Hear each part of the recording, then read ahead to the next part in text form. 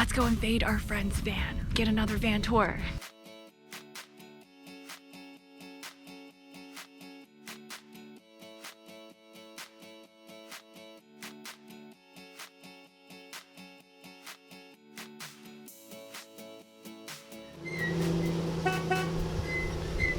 Another one. Hi, friends. Hi. Hello. How are you guys? I'm doing pretty good. Doing good? Yep. Beautiful day. Beautiful day. Our van is always this clean, obviously. Hey, girl. I'm getting distracted. You're so beautiful. I'm Diego. I am originally from Italy. I was working as a software engineer in San Francisco, where I met Lauren. My name's Lauren. I also used to be an engineer in the Bay Area. She is Kira. We got her in the summer of 2020, kind of like in the midst of the pandemic. We needed a comfort creature because, you know, the pandemic. We adopted her from a northern breed husky rescue in the Bay Area. Where'd you go? She went away. There she goes. She's had enough of us humans. It was actually before we got the van. So shortly after we got Kira, we were looking for a new way of traveling with our newly member of a family. And we decided to get a van and hit the road. And we have been positively surprised by how Kira adapted to van life. She enjoys it quite a bit. Like, she finds her cozy spots in the van to rest. She folds in a strange position, but apparently she's comfortable there. Yeah. And she naps while we are driving. She's Yeah. not bothered by the road. So Yeah. that's actually been like a great blessing. Yeah. Hi, hi, hi. Hi. Hello, welcome in. Wow, it is so cozy in here. It's very spacious for the size of your vehicle. It's very spacious for little people like us. Yeah. So how long did it take you guys to build the van? Six to 7 months. The first part we were doing it during the weekends while we were still working our normal jobs. And then the second part of the 6 months we were actually full-time on the build. So let's say maybe 7 months in total, but really 3 months of focused work. We have a 2016 Ram Promaster that we purchased used. When we started touring dealerships for inquiring for prices, apparently everybody was buying a van for conversions. Yeah, So- especially in the Bay Area, there was a really huge market for it. I think the pandemic exacerbated that, and so we bought it for 27K? 27. 27K? Yeah. It was 50,000 miles only, so basically almost new. Once we knew that we were going for a Promaster, we kept an eye open for like a month before finding like a price and a mileage that we were confident with. I feel like we kind of limited ourselves a little bit in the beginning because we only really seriously looked at the Sprinter, the Promaster, and the Transit, the big three. Maybe for the next build, we'll open our minds a little bit to other types of rigs. Like, I think your guys' box truck is really cool and so spacious. Our thought process was that we didn't want something that was too small because that would be too cramped, but also at the same time not something too big that it would be difficult to maneuver in cities. I remember one of the first things that we bought was the batteries, only because they were on sale. That basically kind of sealed the deal for us. It was a Black Friday sale at Renogy, and I think we got it for like, I don't know, 70% off or something. And at that point we're like, okay, we're doing an all Renogy system. During this phase of a build, we basically start ordering like the solar panels, the water tanks, the batteries, all of these. The composting toilet. The composting yeah, toilet. We're so excited about that. And all these big items, we had to fit them somewhere. Yeah. So luckily, my roommate was left the apartment during the pandemic to stay with his family, and we start placing all these items in his bedroom. So it was empty apart from all of the stuff that we put in it. I wish we took a picture because that would have been like a deconstructed van build. So speaking of composting toilet, which do you guys have? We went for the Sea Head, which is an alternative to the Nature Head. It's a few $100s cheaper than Nature's Head. We kind of like its sleek design. We thought it would maximize space inside our bathroom, and it has a cool little shit stirrer. What do you call that? So we wanted to work from here, so we agreed from the beginning to over design our electrical system. So right now we have 4 100 amp hour lithium ion batteries from Renogy. We have 2 panels, 2 320 watt solar panels from Canadian Solar, I think. We also have our batteries hooked up to a DC converter, which is hooked up to our car's alternator so that we can charge it in the event that our solar panels don't produce enough output. But so far we haven't really had to use it all that much. I guess like even when we were traveling in the Yukon, when we weren't seeing as many perfectly glorious sunny days, it was snowing and raining and cloudy and whatnot, we were still getting enough solar to have our batteries consistently around 60% capacity or higher. We do have an inverter, so it's only 1000 watt. We run almost every appliance, including laptops and phones, from the DC circuit, thanks to USB outlet here that we installed. So we have USB-C and USB-B or A, I don't remember, outlets pretty much all over the van. And we included USB-C charge controller inside the wiring system, so that that outlet down there can fully charge a laptop. We also didn't want to have to deal with the efficiency drop of having to convert our batteries to AC and then back to DC again to charge our electronics, so we decided to just use DC from the very beginning. These things are a pain in the ass to install though, because they're really small and tight, but we're glad we did. We're glad we did because it just saved us a lot of headache. For the water, we have 33 gallons of fresh water stored in a tank under the bed. They are hooked up on a pump, and they provide fresh water to the kitchen and the shower down here. We also have hot water, a ISOTEMP, I think it's called, water heating system that is hooked up with a engine radiator, so that we actually get hot water for free without using extra energy every time we drive a van somewhere. And for when we don't drive it, the water heater tank actually holds the water hot for several days.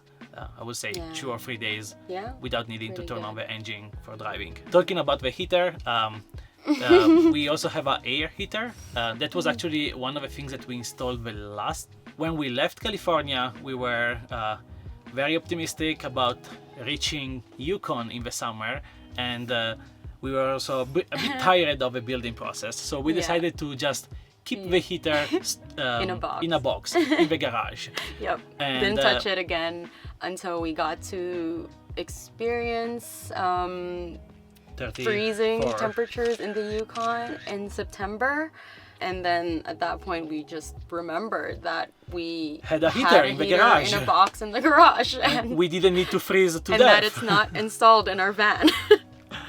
Here comes like the funny story of 2 Californians arriving in a Whitehorse, Yukon, under a snowstorm, and stopping at the local hardware supplies to ask for tools to install the heater in their van. Yeah, oh, that was painful.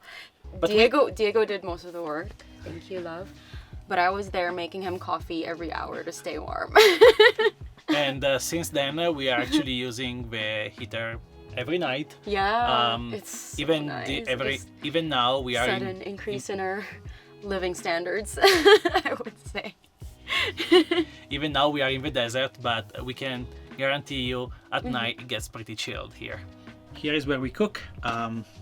We have a deep sink, deep enough to hold where we can very comfortably wash pan and pots. We have a propane stove here. The propane tank is inside the van, stored under the sink. For the propane tank, we wanted a secure enclosure, but we also wanted a way to reach for the gas valve. So we built this small door to reach for the valve and to close and open the propane every time we drive. And we have a fridge, stores about a week's worth of food Yes, for both of us. definitely. Yeah. Here we have our spices and our pantry with all the food that we are storing in our van. Here we have our switches and controller, thermostat for the heater, the controller for the fans. We have two fans, one in the bedroom and one closer to the kitchen. We have divided our lights in 4 zones. So they're divided according to the bedroom lights, the hallway lights, the kitchen lights underneath the cupboard, and the living room lights, just the 2 lights that are over our swivel table over there. And then we have switches for the water pump, for the AC inverter, and for the water heater. In case we want to warm up the water even more, we can also top up the heat with electricity here. This is mostly where we store our clothes. We built this kind of tower of really narrow drawers based on some extra space that we found above our toilet. So they're really narrow. Like, for example, this is Diego's t-shirt cabinet, I think. And we have these really tiny drawers for small items. Like, this is my self-care drawer. So we also have additional clothes storage in these ottoman / box thingies. As you can see, it's stuffed with clothes, but we also use it as a step stool to get on to our bed, which is kind of high, as you can see. Initially, it was designed for Kira So to that be able to get on the bed using a 2-step. Can she not just like jump on the bed? she can. She can. This doesn't really work super well for her. We have to put this back in and put both boxes next to each other on the floor. That gives her enough room to jump up.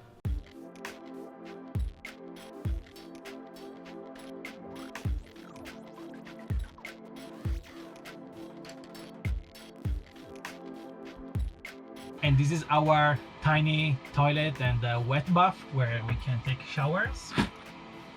Just about right for my height. And we can have our privacy. Can still see you. Both the sink and the shower are connected to the grey water tank that we installed under the van. Here it is a 27 gallons grey water tank.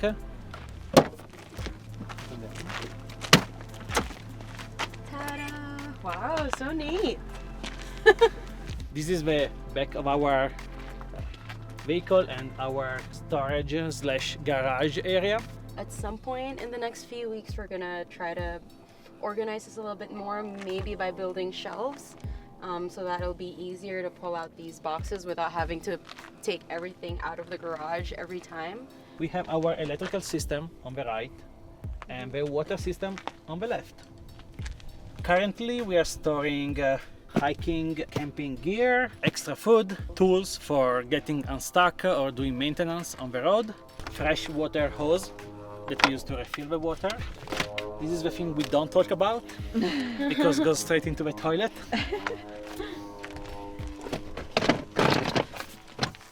And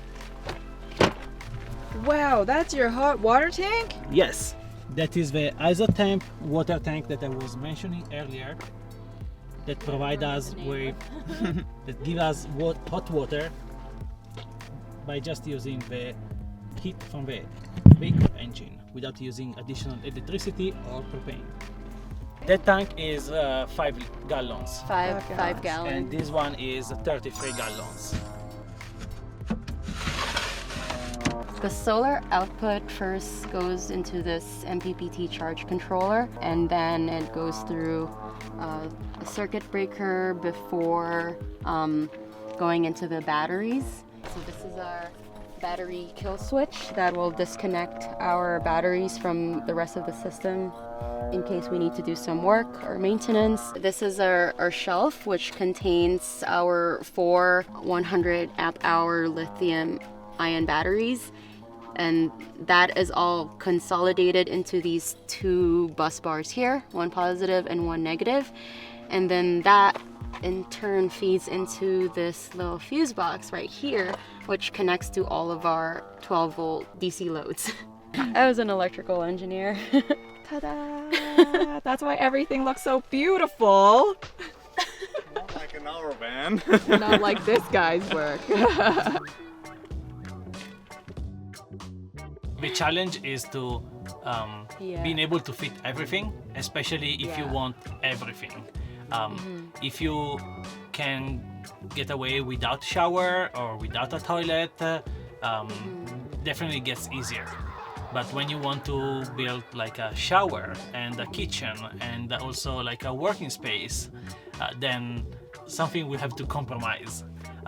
In our case, the bed is a bit smaller than other van build, but we found it like still comfortable enough for the two of us. I think the chest drawer that we got out of the steps on the floor in the dinette area are probably a bit of an original part of our build that we didn't see in other places.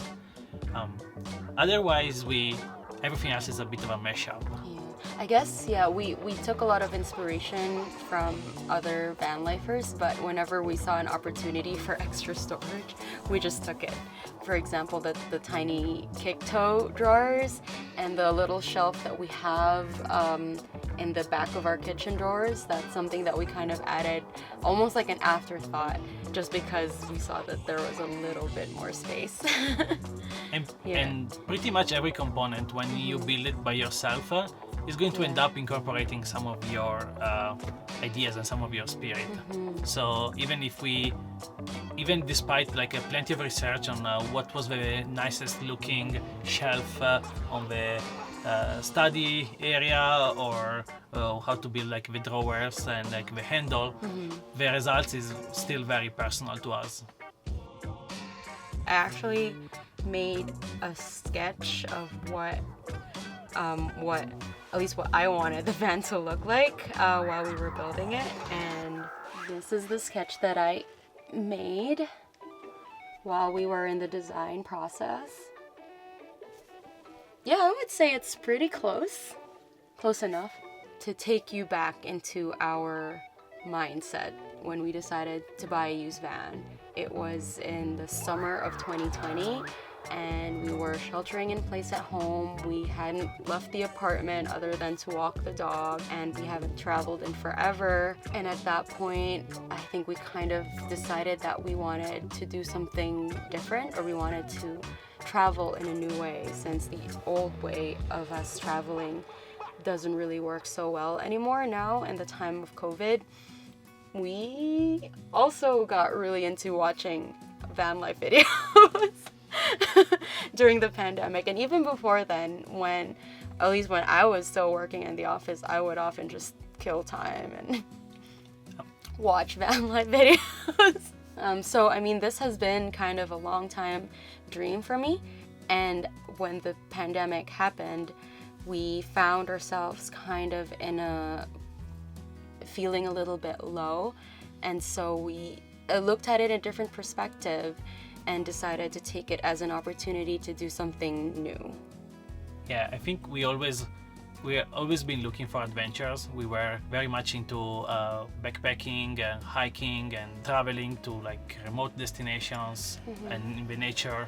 So we always had a bit of that component, and during the shelter in place for COVID, the burnout also started to add up on our daily life, and we decided to go for a new type of adventure that will be even more full-time adventure than just hike here and there during the weekends. Yeah. And it's also been a really good way to travel with a dog. We got Kira before we got the van, so we obviously had to figure out a way to travel with her, or to continue doing the things that we liked while bringing her with us. So van life was the answer, and she's adapted really well to it so far. She's been the best travel companion. What is my philosophy in life? It kind of borders on a little bit in nihilism. Is that, am I saying that right? There's no meaning to anything. Like there's no inherent meaning in objects or in our lives. There's no destiny that we must fulfill or whatever. There's no potential that we have to reach. A lot of that is self-imposed, or at least imposed by whichever culture or society you're from. Especially during the pandemic, when I was at my lowest moment, I was kind of like, oh, what's the point of life? What's the point of everything? There's no point, whatever.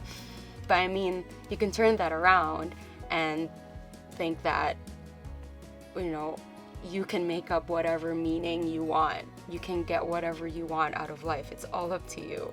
I mean, that also led me to start pursuing things that I've always wanted to do.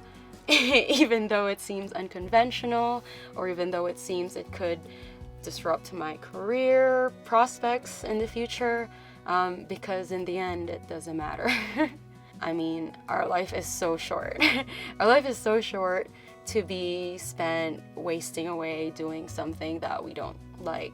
I also realize that we are incredibly privileged to just be able to quit our jobs and live off of our savings for a little bit. At the end of the day, our lives are so short, we might as well spend it doing things that we love and spending time with people that we love. And yeah, and that's what we try to do. Yeah, I think I agree on many things on Lauren. I think my philosophy is to just have fun, help others, and if you can, create something to leave behind. But most important is just have fun while you are here and enjoy your time. And I also like, I guess I'm kind of living my deepest fear right now. One of my deepest fear growing up and just working a job in corporate was, and it was also the reason that I took forever to quit a job that I didn't feel fulfilled in. It was because I had this image in my mind that as soon as I quit my job, I would end up broke, homeless, probably hooked on crack in a ditch somewhere. I mean, I'm kind of living my fear in a way because we're technically houseless. Not homeless, but houseless. And it's okay. Everything's still It's okay. not that bad. Things are going to be okay. Take your time.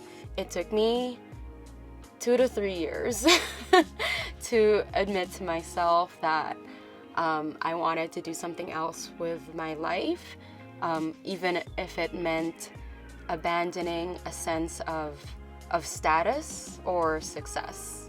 Yeah, it takes a while to overcome that fear and all of that conditioning, but I think that if you kind of follow your fear, you do learn a lot more about yourself. Yeah. Why are we scared of things?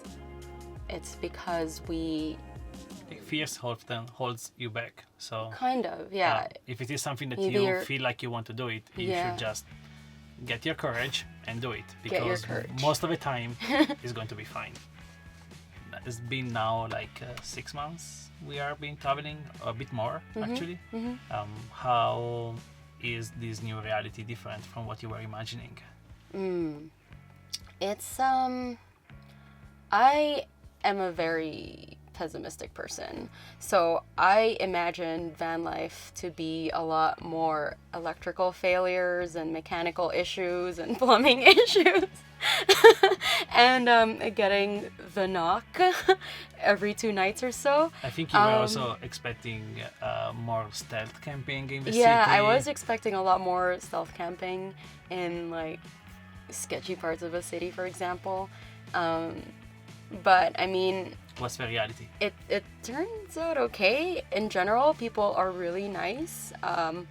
we were actually stopped a couple of times by cops, not because they wanted us to leave, and it was because they wanted to know more about our van build, which was pretty cool. We ended up talking to a couple of sheriffs in Hermosa Beach about our plumbing and our electrical system. Turns out they also follow a lot of van life videos and have been wanting to do this for a while. I guess my expectations of van life were a bit polarizing. On one side, there are all these like bad things that could go wrong, and on the other side was all of these amazing picture perfect places that we'll travel to, but the reality is a lot more in the middle. We're not always parked in the most beautiful places. We're usually parked in a dirt road in the middle of the desert or the forest or something like that doesn't really have a view. On the other hand, things have been, like, our build has held up pretty well so far, considering all of my doubts and considering the fact that we have 3 fire extinguishers. Considering the fact that we built everything ourselves. Yeah, we built everything ourselves. Without any prior knowledge Yeah. on anything manual. Usually when people ask me, oh, what's your plan for the future? Where are you guys traveling next? Usually the first thought that comes to my mind is, I'm like, I didn't know I'd get this far. Yeah, it's just a new way of living. I would say it's not that much different from how we were living in our apartment. We're still doing the same things, lots of chores every day, and we try to focus on our projects, and we walk the dog just in different places every day. But nothing has really changed. What? Except you shit in a bucket. Yeah, except now we shit in a bucket. Plans for the future? We are heading to Baja California in Mexico. We have never been to Mexico with a van. Who knows? Maybe we will keep going south and... Yeah, we're literally just making it up as we go. Yeah. We have been working on a blog, nomadillo.com. It is to be launched. We're working on it though, so You can check them out on Jan 31st, right? Yes. Yes. By the time this video is out, we will have our blog finally launched. We have been working on it for a while. On and off. On and off. Okay. Kira has social media. You can follow her adventures at Kira the Husky Explorer on Instagram. That's all people care about. Yep. That's fine. We understand. She's the real star. All right. Well, thank you guys for the tour. Yeah, thank you. Thanks for the video.